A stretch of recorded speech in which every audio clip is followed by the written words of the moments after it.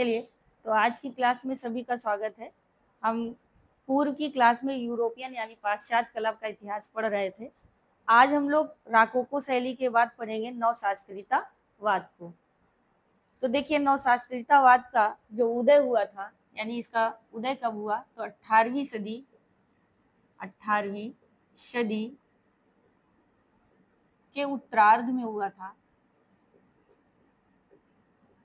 ठीक है, 18वीं सदी के उत्तरार्ध में हुआ था। और कहाँ हुआ, तो फ्रांस में हुआ था। कहाँ, फ्रांस में। ठीक है, नवशास्त्रीयतावाद जो है रकाको शैली के बाद ही उद्भव हुआ इसका, क्योंकि उस समय जो जिन कलाकारों ने कार्य किया उसके बाद एक नई क्रांति को जन्म देने के लिए इस वाद का जन्म हुआ। और कलाकारों का कार्य ही होता था कि एक से एक के बाद अधिक अच्छा कार्य करने का प्रयास। तो चलिए, तो नवशास्त्रीयतावाद का देखा हमने, उदय जो हुआ है वो 18वीं शताब्दी के उत्तरार्ध में हुआ था। और राज सत्ता में जब उथल पुथल सी चल रही थी, यानी जो राजा का शासन होता है, उसी समय फ्रेंच यानी फ्रांस में राज्य शासन व्यवस्था में उथल पुथल सी मची हुई थी। और उसी समय इस उथल पुथल के साथ साथ बारोक और राकोको शैली से मिलकर जिस शैली का जन्म होता है वो नवशास्त्रीयतावाद शैली कहलाती है। ठीक है, बारोक और राकोको शैली में इस शैली का जन्म फ्रांस में हुआ, यानी इन दोनों शैलियों के बाद इस शैली का जन्म फ्रांस में हम मानेंगे। आपसे पूछ ले नवशास्त्रीयतावाद का उदय कहाँ हुआ है, तो ये मान के चलिए इसका उदय फ्रांस में हुआ। और किस सदी में हुआ, तो 18वीं सदी का उत्तरार्ध का समय चल रहा था। यह शैली रोम, इंग्लैंड और यूरोप में तक फैली थी। यह शैली किस क्षेत्र तक फैली थी, यानी कहाँ, किस क्षेत्र तक इसका फैलाव था, तो रोम, ठीक है, यूरोप और इंग्लैंड तक यह शैली फैली थी। ठीक है, यानी इसका विस्तार कहाँ था, तो इन तीन जगहों पे था, रोम, यूरोप, ठीक है, यूरोप और इंग्लैंड में इस शैली का विस्तार रहा। जनता की जागृति के लिए वातावरण के साथ कला में परिवर्तन करते गए। यहाँ के जो कलाकार थे, जनता की जागृति के साथ, जनता की जागृति के साथ वातावरण को आधार बनाकर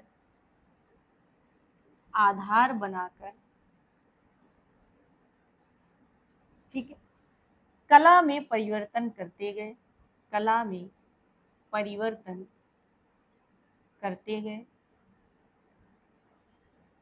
ठीक है, यानी वातावरण को मेन उद्देश्य बनाकर यहाँ के कलाकारों में एक परिवर्तन शैली लेके आए और उसको अपना आधार बनाकर नए नए कार्य को करते रहे। तो जो लोग इस क्लास को देखते हैं वो एक बार लाइक जरूर करें, ताकि हम लोग इसी तरह काम करते रहें। इसके बाद 15वें लुई शासन का समय चल रहा था। कब, 15वें लुई शासन का समय था।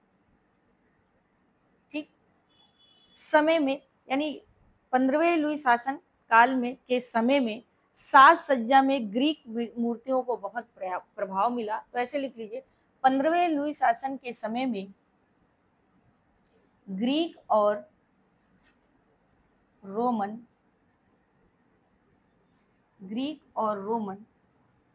मूर्तियों को या मूर्तियों को बहुत महत्व मिला।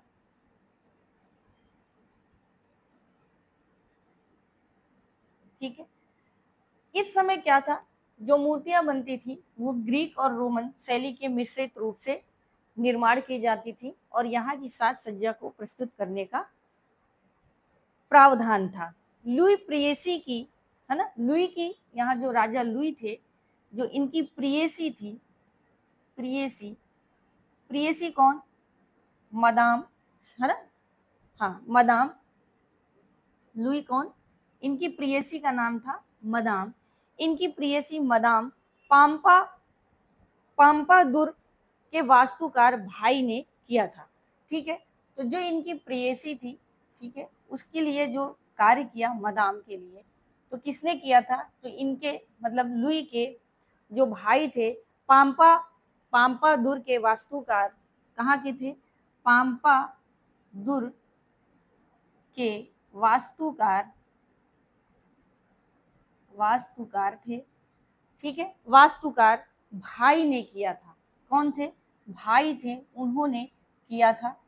ठीक है, कहने का मतलब ये थोड़ा सा भूमिका है। और मतलब यहाँ के लोगों ने कला को कैसे शुरू किया, तो 15वें जो लुई शासक थे उनके समय में ग्रीक और रोमन शैलियों की मिश्रित मूर्तियों के द्वारा साज सज्जा का बहुत कार्य होता था, जिसको महत्व मिला। फिर उनकी जो प्रेयसी थी मदाम, उनके लिए जो वास्तुकार का काम किए थे वो पाम्पादुर के वास्तुकार, उनके भाई जो थे, उन्होंने इस शैली के लिए, इस शैली में काम किया।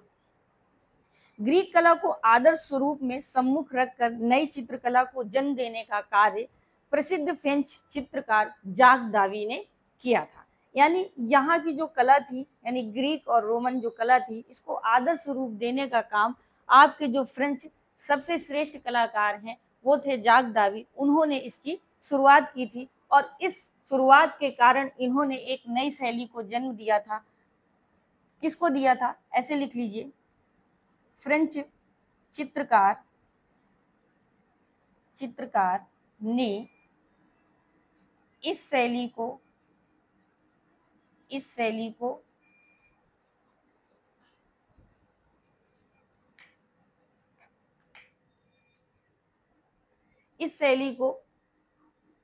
ऐसे लिख लीजिए, फ्रेंच चित्रकार जो सबसे श्रेष्ठ थे, सर्वश्रेष्ठ, ऐसे पूरा लिखिए, एक लाइन बना देते हैं आप लोगों की।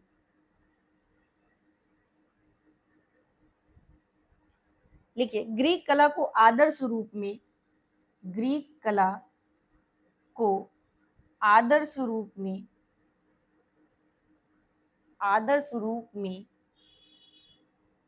विकसित करने वाले फ्रेंच कलाकार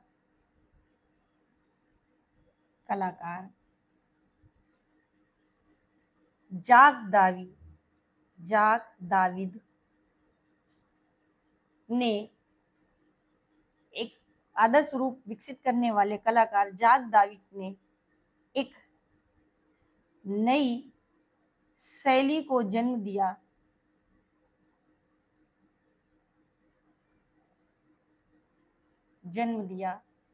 और वो शैली क्या थी आपकी? नवशास्त्रीयतावाद।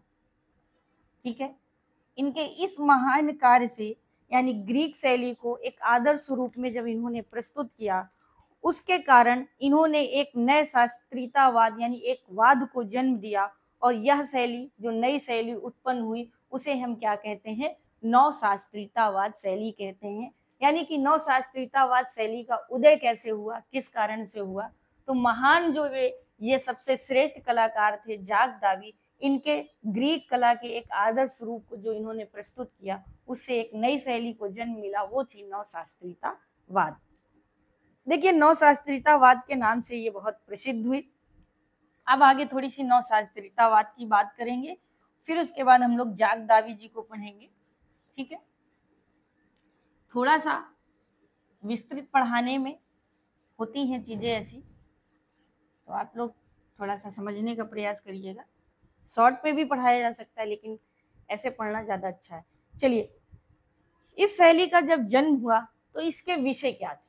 अब नवशास्त्रीयतावाद शैली को जन्म मिल गया, इसके विषय की बात करेंगे कि किन विषयों को आधार बनाकर यहाँ चित्रकार चित्रण करते थे। तो ग्रीक पुराणों तथा रोमन कथाओं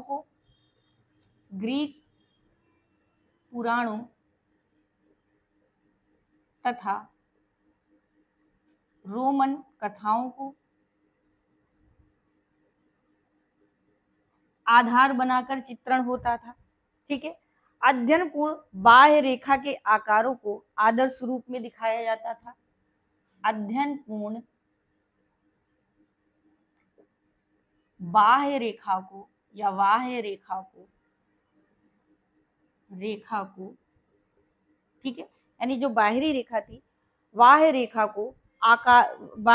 को आकारों को आदर्श रूप में प्रस्तुत किया जाता था। रेखाओं को व आकारों को आदर्श रूप में आदर्श रूप में दिखाया जाता था या चित्रण किया जाता था, ठीक है।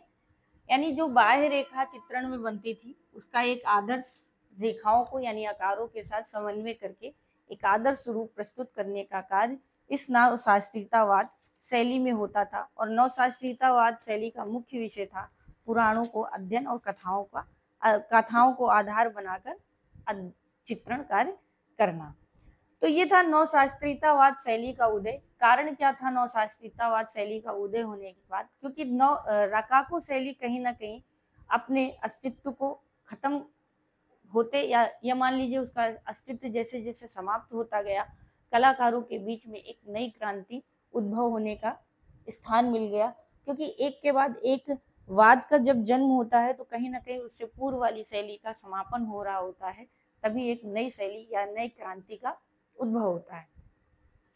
कलाकारों ने ये जब देखा कि हमें कुछ अब इस शैली के समापन के बाद कुछ आगे करना चाहिए या और अच्छा हम इससे कर सकते हैं, तो फिर एक नई शैली को उन्होंने जन्म दिया। और राज्य शासन व्यवस्था के कारण ये कहीं ना कहीं राज्यों से यानी राज्य शासन से जुड़ी रही। चलिए अब हम लोग पढ़ेंगे इस नवशास्त्रीयतावाद में आपकी जाग दावी जी को पढ़ेंगे। किसको पढ़ेंगे? जाग दावी, ठीक है। इस वाद के बाद इनको इसलिए पढ़ेंगे क्योंकि जब वाद का जन्म हो गया तो कलाकार जो श्रेष्ठ कलाकार है जिसके कारण इस शैली का जन्म हुआ उसे भी पढ़ना मुख्य उद्देश्य होगा। इनका जन्म हुआ था 1748 में। 1748 में इनका जन्म हुआ और इनकी मृत्यु 1825 ईस्वी में हो गई, ठीक है। ये था इनका जन्म और मृत्यु कि इनका जन्म कब हुआ और कब इनकी मृत्यु हो गई। विद्यार्थी जीवन में जाग दावी जी विद्यार्थी जीवन में जाग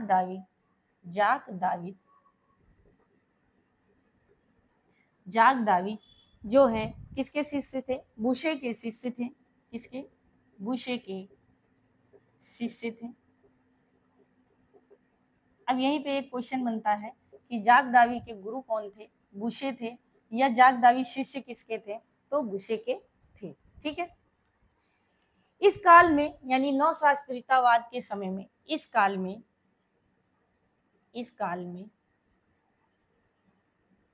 ठीक है, इस काल में यानी नवशास्त्रीयतावाद शैली में इनका सबसे प्रसिद्ध चित्र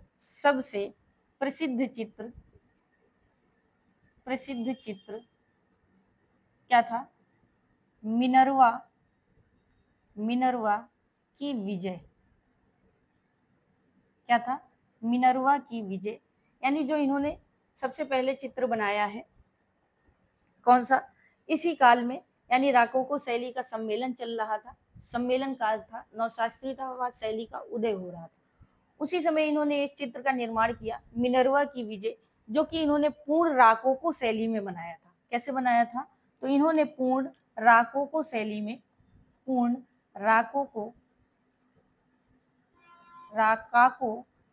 में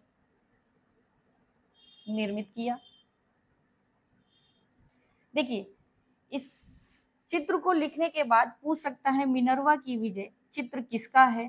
तो ये याद रखिएगा, ये जाग दावी का चित्र है और ये उन्होंने प्रारंभिक समय में बनाया था और इसको निर्मित पूर्ण राकोको शैली में किया है। आपसे क्वेश्चन पूछ सकता है मिनर्वा की विजय यानी जाग दावी का यह चित्र किस शैली में इन्होंने निर्मित किया था? तो इन्होंने जो है स्पष्ट रूप से आपको बता दूं राकोको शैली में इस चित्र को दिखाया, ठीक है। कुछ विशेषताएं स्पष्ट दिखाई। इसके बाद ये जो है जाग दावी जी 1775 में, ठीक है। कब? 1775 में ये जो है रोम चले गए अध्ययन के लिए। कहाँ गए? ये अध्ययन अध्ययन के लिए रोम चले गए। ठीक है, कहाँ गए? अध्ययन के लिए रोम चले गए थे। वहां इन्होंने अध्ययन किया और वहीं पर इन्होंने ग्रीक कला के प्रभावित रूप को सीखा। यहाँ पर इन्होंने ग्रीक कला को प्रभावित रूप में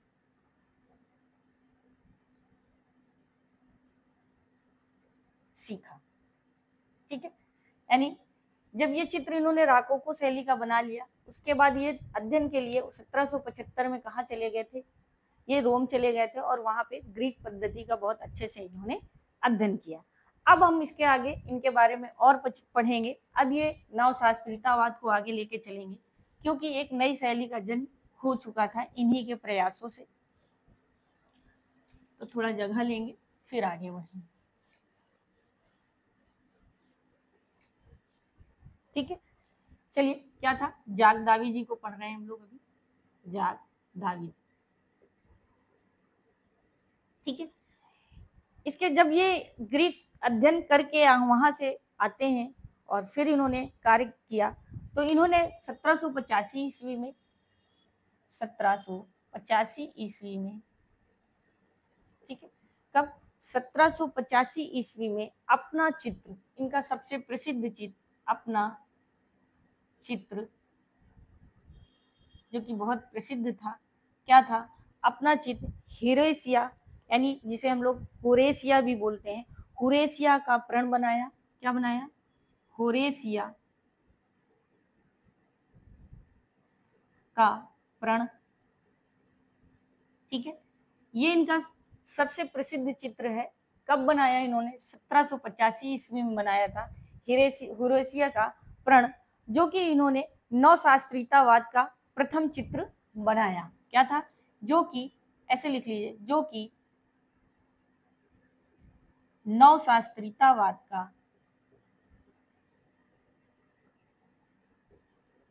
प्रथम चित्र था।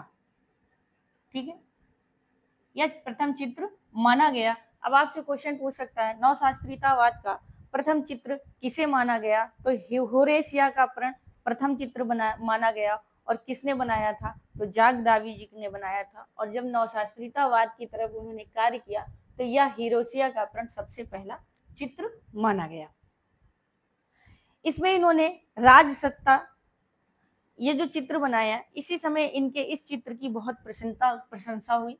यानी जब ये इन्होंने ये चित्र बनाया, तो राजसत्ता में उथल पुथल सी थी, उथल पुथल सी चल रही थी। यानी जो राज शासन व्यवस्था थी उस समय, तो उस समय बहुत उथल पुथल का मतलब है जनता के बीच में उतार चढ़ाव, ये सब राज शासन व्यवस्था में होता रहता है। तो उसी समय ये चित्र इन्होंने बनाया था, जिस कारण इस चित्र को या इस चित्र की बहुत प्रशंसा हुई। ठीक है, इस चित्र की प्रशंसा हुई। कारण ये था कि राज व्यवस्था में बहुत उथल पुथल सी थी और दर्शकों के बीच में इसकी बहुत प्रशंसा हुई। यानी जनता के बीच, यानी जनता कह लीजिए या दर्शक कह लीजिए, दर्शकों ने इस चित्र की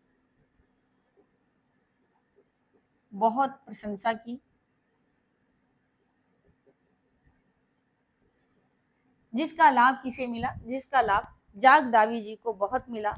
और इन्होंने रोमन ग्रीक शैली को पुनर्जीवित किया और नवशास्त्रीयतावादी शैली जो है एक देशव्यापी शैली बन गई। यानी इसी कारण इन्होंने ग्रीक और रोमन शैली को एक नया जन्म दे दिया, यानी उसे पुनर्जीवित किया।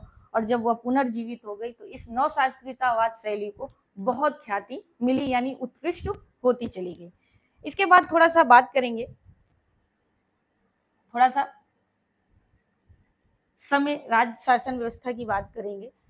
इस समय जो है जनता को खुश करने के लिए जो राजा ने दाविद को क्या कर लिया था, यानी जब जनता को प्रसन्न करना था, तो जनता को प्रसन्न करने के लिए, प्रसन्न ऐसे लिख लीजिए, प्रसन्न गलत लिखा है, जनता को खुश करने के लिए या प्रसन्न करने के लिए, प्रसन्न करने के लिए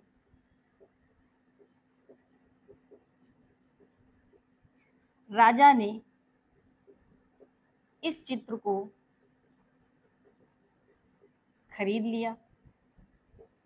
देखिए बहुत से बच्चों को लग रहा होगा इतना पढ़ाने की क्या जरूरत है, लेकिन थोड़ा भूमिका पढ़े रहते हैं ना तो अच्छा लगता है और आप क्वेश्चन बहुत अच्छे से सॉल्व करेंगे, ये मेरा मानना है। ठीक है, इसको खरीद लिया और खरीदने के बाद उन्होंने इनका जो सबसे प्रसिद्ध चित्र बनाया था इन्होंने, हुरेसिया का प्रण, जो कि नवशास्त्रीयतावाद शैली का था, जिसे खरीद लिया राजा ने और जनता के बीच में अपने आप को और भी अच्छा दिखाने के लिए राजा ऐसा किया करते थे। इसके बाद इनका दूसरा चित्र है, उसकी बात करेंगे। ठीक है, इनके एक दूसरे चित्र की बात। अब आपसे क्वेश्चन पूछेगा हुरेसिया का प्रण किसका चित्र है, तो जाग दावी जी का है और ये नवशास्त्रीयतावाद शैली का प्रथम चित्र माना गया। इसके बाद इनका सबसे प्रसिद्ध चित्र एक और है, इनका सबसे प्रसिद्ध चित्र है, चित्र लिख लीजिए जो बहुत प्रसिद्ध है, चित्र है ब्रूटस के पुत्रों का निधन की खबर। ब्रूटस के पुत्रों के निधन की खबर। ठीक है, ये जो चित्र है इनका बहुत प्रसिद्ध चित्र है, ब्रूटस के पुत्रों का निधन की खबर, जो कि फ्रेंच राज्य क्रांति के समय में चित्रित किया था। यानी इस चित्र को इन्होंने कब चित्रित किया, तो फ्रेंच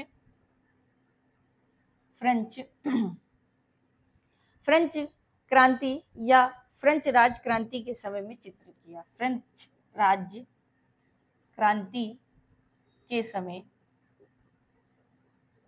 चित्रित किया। ठीक है, कब किया था, तो उस समय क्रांति चल रही थी राज्य में और उसी समय ब्रूटस के पुत्रों के निधन की खबर, यह टाइटल से इन्होंने चित्रित किया, जिस कारण ग्रीक और रोमन शैली को इन्होंने पुनर्जीवित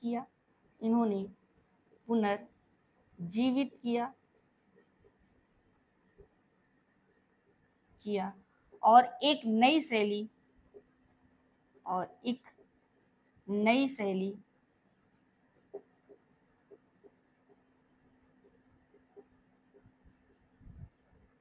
नवशास्त्रीयतावाद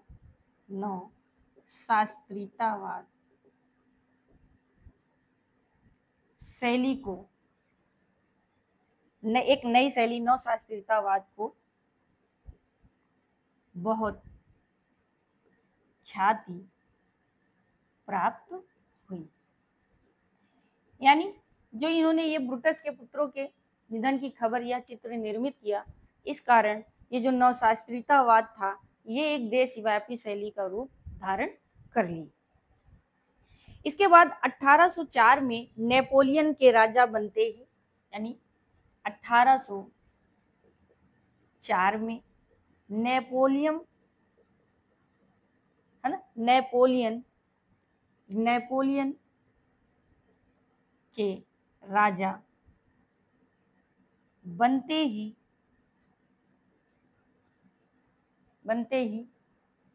उन्होंने जाक दावी जी को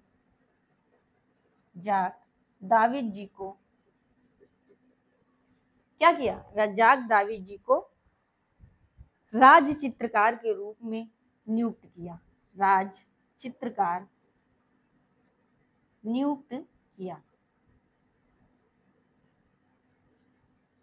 देखिए दरबारों में जैसे हमारे यहाँ शासन व्यवस्था थी वैसे वहां भी थी, और जब नेपोलियन 1804 में राजा बनते हैं, उन्होंने जाक दावी जी के इस कार्य की सराहना करते हुए और इस क्षेत्र में उनको और ख्याति भी मिलती रहे, तो राज्य व्यवस्था और राज्य शासन में ही यह शैली उत्पन्न हुई है। तो इस कारण जाक दावी जी को इन्होंने राज्य चित्रकार का पद दे दिया।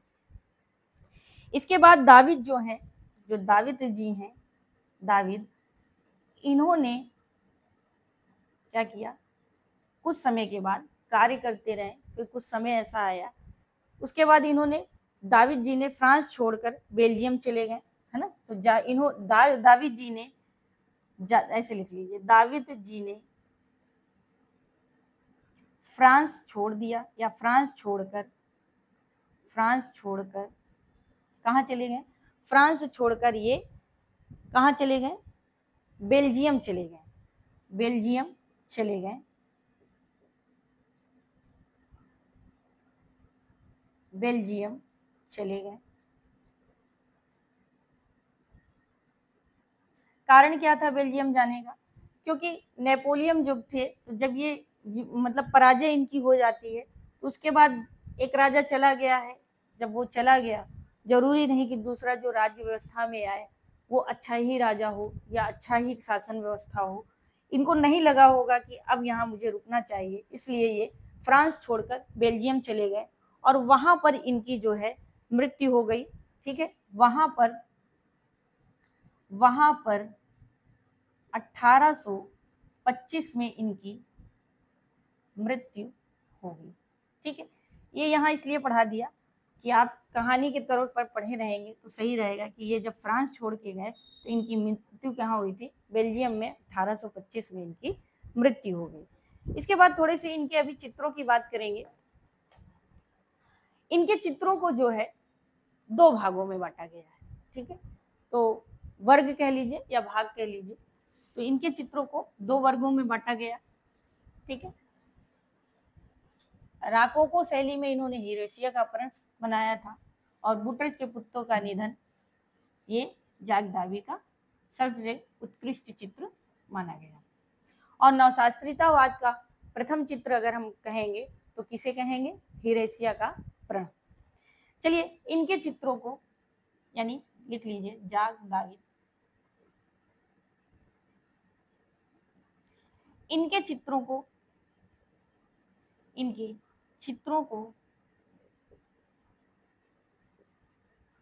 दो वर्गों में बांटा गया। ठीक है, इनके चित्रों को कितने वर्गों में, दो वर्गों में बांटा गया। वर्ग पढ़ेंगे तो ये पहला वर्ग है। ठीक है, पहला वर्ग, इसके अंतर्गत कौन कौन से चित्र थे इनके, तो पहले वर्ग में इनका है पहला चित्र साइकेट्रिस की मृत्यु। क्या है, साइक्रेटस की मृत्यु।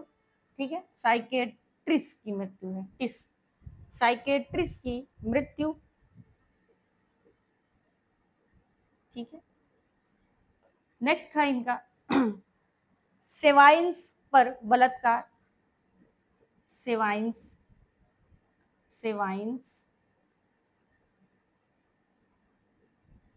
पर बलात्कार।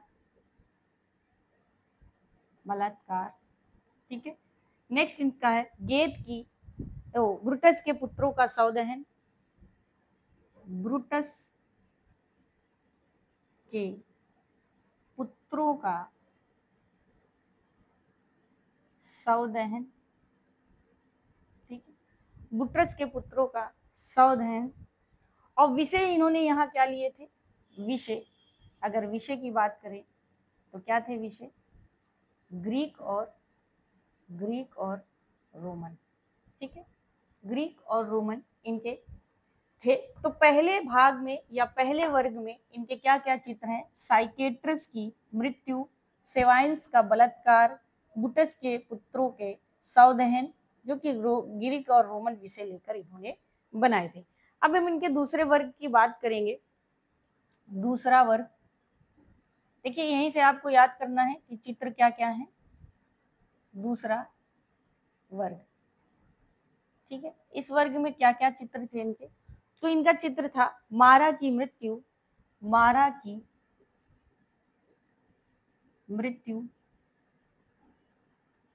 और गेत की महिलाएं आदि।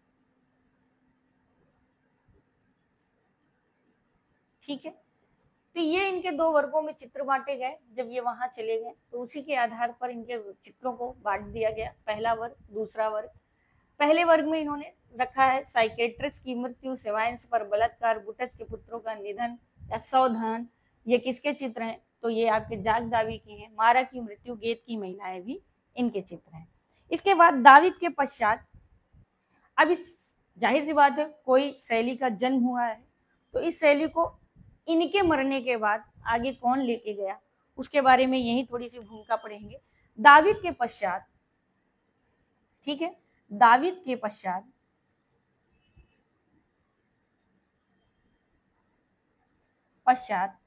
ठीक है, दाविद के पश्चात चित्रकार ग्वेर, चित्रकार ग्वेर, ठीक है, या ग्वेर, चित्रकार ग्वेर ने इस शैली का अनुकरण कर जीवित रखा। इस शैली का अनुकरण कर जीवित रखा। ठीक है, अनुकरण किया और इनकी इस शैली को आगे ले गए और उसे जीवित रखा। ठीक है, अंतवा ग्रो दाविद के शिष्य थे। क्या थे? अंतवात, ठीक है, अंतवात, सॉरी अंतवान है, ता नहीं है, अंतवान। ठीक है, अंतवान ग्रो दाविद के शिष्य थे। अंतवान ग्रो दाविद के शिष्य थे। ठीक है, यानी इन्होंने इनकी इस शैली का अनुकरण किया गेवर ने और जीवित रखा। अंतवा गुरु जो थे वो दाविद के शिष्य थे, जिन्होंने इनकी शैली को अपनाकर काम किया और शैली को जीवित रखने का भी कार्य किया और आगे कार्य करते रहे। अब नवशास्त्रीयतावाद शैली से जो और भी चित्रकार जुड़कर जिन्होंने काम किया, कभी कभी पूछता है इनमें से कौन से चित्रकारों का संबंध नवशास्त्रीयतावाद शैली से रहा है, मिलान में आ जाता है, तो उसको अब हम लोग देखेंगे। तो ये थी नवशास्त्रीयतावाद शैली। ठीक है, अब बात करेंगे नवशास्त्रीयतावाद शैली के जो अन्य चित्रकार हैं उनको भी देख लीजिए। नवशास्त्रीयतावाद शैली के अन्य चित्रकार। ठीक है, अन्य चित्रकार कौन कौन से थे उसकी बात करेंगे। तो इसमें जो थे रेनवा, जेरार, पुंदा, रेनवा, ठीक है, जेरार, पुंदा, ठीक है, पुंदा या पुंदा, व अग्र थे, व अग्र थे, अंग्र या अग्र ऐसे लिखा रहता है। ठीक है, अंग्र थे, ठीक है, अंग्र थे, जिसमें से यानी दाविद के बाद जो सबसे ज्यादा नवशास्त्रीयतावाद शैली में सबसे मतलब प्रसिद्ध हुए जाग दावी जी के बाद, तो वो आपके थे जिसमें अग्र सबसे श्रेष्ठ कलाकार हुए।